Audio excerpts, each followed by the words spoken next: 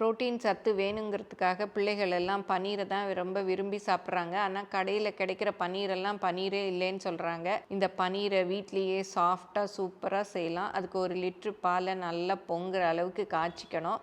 அதில் 1 கப்பு தயிரை அப்படி கலக்கிட்டு ஊற்றினோன்னா இந்த மாதிரி தெரிஞ்சு வரும் பாருங்கள். அப்படியே நல்லா கட்டி கட்டியாக தெரிஞ்சு வந்ததும் அதை ஒரு வடித்தட்டில் ஒரு துணியை போட்டுட்டு நல்லா வடிகட்டிக்கணும். அந்த தண்ணியை வேஸ்ட் பண்ணிடாதீங்க. அது வாட்டர். அதை சப்பாத்திக்கு மாவு பிசையறதுக்கு யூஸ் பண்ணலாம், இல்லை கிரேவிக்கு கூட யூஸ் பண்ணலாம். அப்புறம் அந்த பன்னீரை நல்லா கழுவிட்டு இந்த மாதிரி பன்னீர் ப்ரெஸ்ஸில் போடணும். இந்த பன்னீர் ப்ரெஸ் எங்கள் அண்ணன் ஷாப்பில் கிடைக்கிது.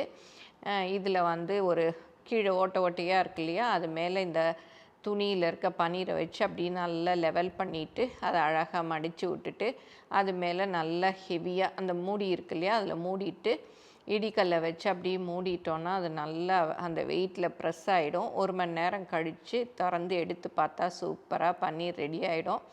நல்ல ஸ்பாஞ்சியாக இருக்கும். வேணுங்கிற ஷேப்பில் கட் பண்ணி ஒரு பாக்ஸில் போட்டு ஃப்ரிட்ஜில் வச்சுக்கலாம்.